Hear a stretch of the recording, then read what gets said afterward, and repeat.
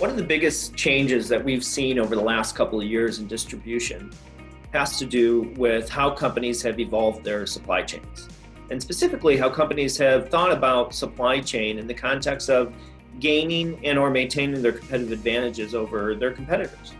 If you think about how companies have looked at their supply chains over the last several years, there's been many industries, many companies that moved overseas, specifically to Southeast Asia and China, in order to gain the advantages associated with the low-cost labor of those markets, and did very well over a long period of time by sourcing products in those regions, in those countries.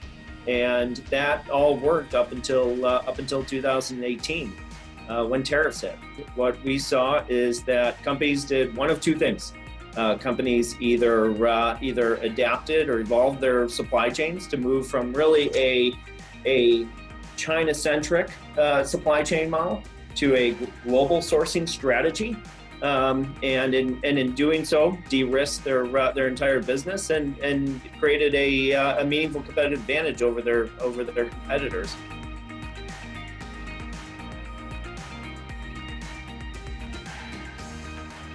I think there will be a lot of economic stimulus packages from the government. We saw, for example, over the summer, the Department for Work and Pensions announced a £7.5 billion initiative, which will spread over 5 years to get people reskilled and back into the workplace. We think there'll be some clear winners from that. It won't be all companies in the staffing space, but those who stand to gain are likely to be some of the largest ones. I think there will also be a coming together of various industries.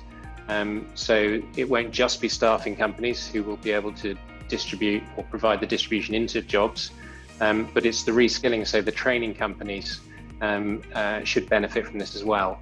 And I can well believe there would be situations where staffing companies and training companies either form joint ventures or indeed staffing companies start to buy training companies. And I think that will be a direct result of the initiatives which the government will put in place.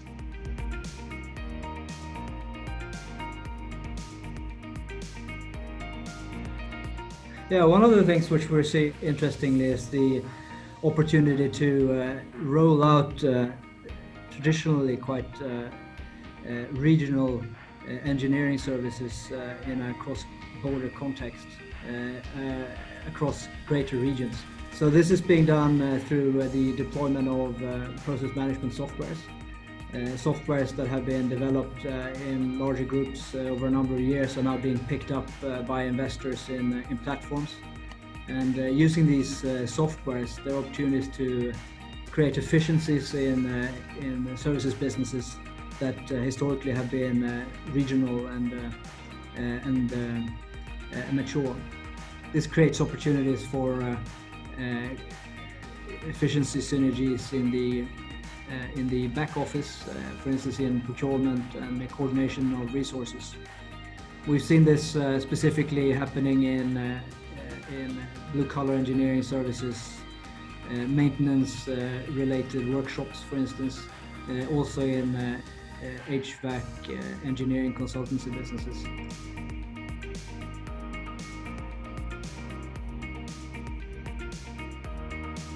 The advice we'd always give is look for strong return on investment credentials.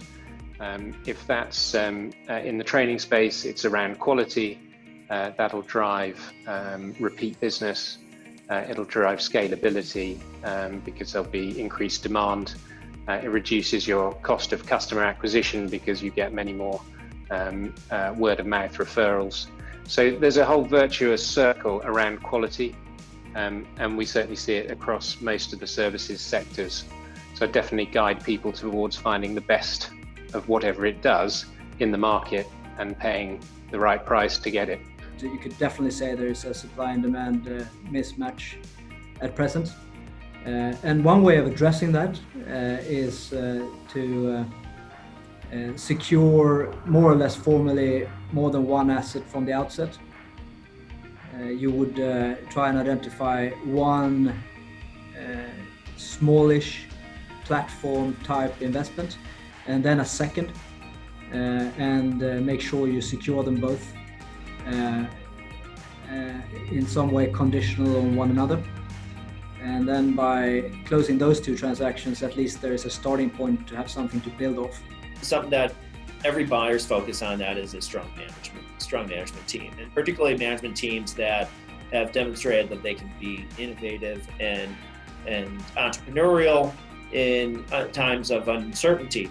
That is finding new revenue streams, whether that be to maintain a certain level of earnings and/or be opportunistic and find new revenue streams to grow the business.